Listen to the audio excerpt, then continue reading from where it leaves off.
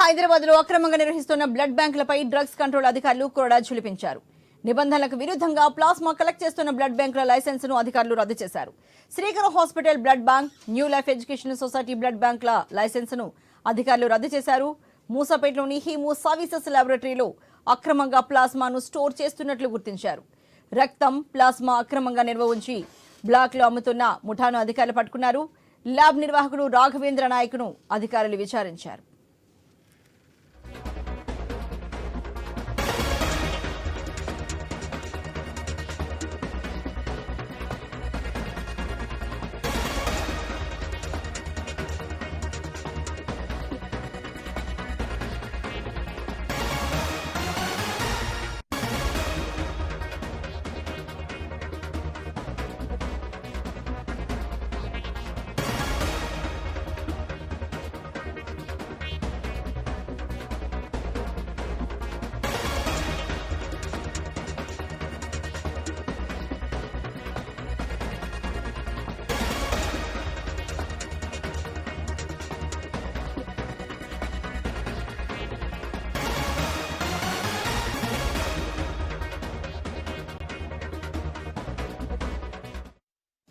హైదరాబాద్ లో అక్రమంగా నిర్వహిస్తున్న బ్లడ్ బ్యాంకులపై డ్రగ్స్ కంట్రోల్ అధికారులు కొరడా ఝుళిపించారు. నిబంధనలకు విరుద్ధంగా ప్లాస్మా కలెక్ట్ చేస్తున్న బ్లడ్ బ్యాంకుల లైసెన్సును అధికారులు రద్దు చేశారు. Srikar hospital blood bank, new life education society blood బ్యాంకుల లైసెన్సును అధికారులు రద్దు చేశారు. మూసాపేటలోని హీమో సర్వీసెస్ ల్యాబొరేటరీలో అక్రమంగా ప్లాస్మాను స్టోర్ చేస్తున్నట్లు గుర్తించారు.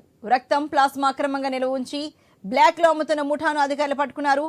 ల్యాబ్ నిర్వాహకుడు రాఘవేంద్ర నాయక్ను అధికారులు విచారించారు. మరి ఇదే ఇష్యూకు సంబంధించి మరింత తాజా సమాచారాన్ని మా ప్రతినిధి లహరి అందిస్తారు. లహరి, మరి చూసుకుంటే అక్రమంగా నిర్వహిస్తున్న బ్లడ్ బ్యాంకులపై అధికారులు కూడా ఝుళిపించినట్లుగా తెలుస్తోంది. మరి ఎక్కడెక్కడ హైదరాబాద్ లో చూసుకుంటే ఎన్ని బ్లడ్ బ్యాంకులపై రైడ్ చేశారు, ఎన్నెన్ని అక్రమంగా ఇలా దందా చేస్తున్నట్లు కనుగొన్నారు లహరి?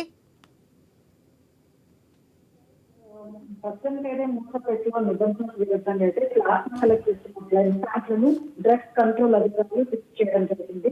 అయితే ఎవరైతే ఈ ప్లాస్మా కలెక్ట్ చేస్తున్నటువంటి బ్లడ్ బ్యాంకులు ఏవైతే ఉన్నాయో అనుమతి లేకుండా అక్రమంగా బ్లడ్ బ్యాంకులు నిర్వహిస్తున్నట్లు సమాచారం అందడంతో ఇటు శ్రీకర్ హాస్పిటల్ బ్లడ్ బ్యాంక్, అలాగే new life education society blood bank licence కూడా డ్రగ్స్ కంట్రోల్ అధికారులు సీజ్ చేశారు. ఈ ఏదైతే ఉందో రక్తం, ప్లాస్మా అక్రమంగా నిల్వ ఉంచి అవి బ్లాక్ లో అమ్ముతున్నట్టు కూడా ముఠాను డ్రగ్స్ అధికారులు మొత్తం కూడా ఎవరైతే ముఠా ఉన్నారో వాళ్ళందరినీ కూడా పట్టుకోవడం జరిగింది. వాళ్ళందరినీ కూడా విచారించడం జరిగింది.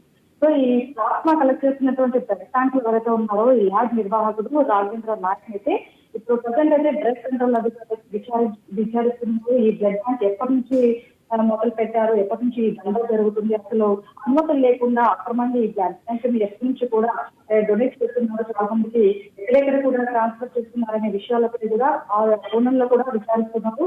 సో ఈ ఇమో ల్యాబ్ నుంచి కూడా బ్లాక్ లో ప్లాస్మా రక్షణ పొందుతున్నటువంటి ఇతర బ్లడ్ ట్యాంక్, అలాగే న్యూ లైఫ్ ఎడ్యుకేషన్ సెక్టర్లు కూడా అన్ని కూడా లైసెన్స్ అనేది రద్దు చేయడం జరిగింది.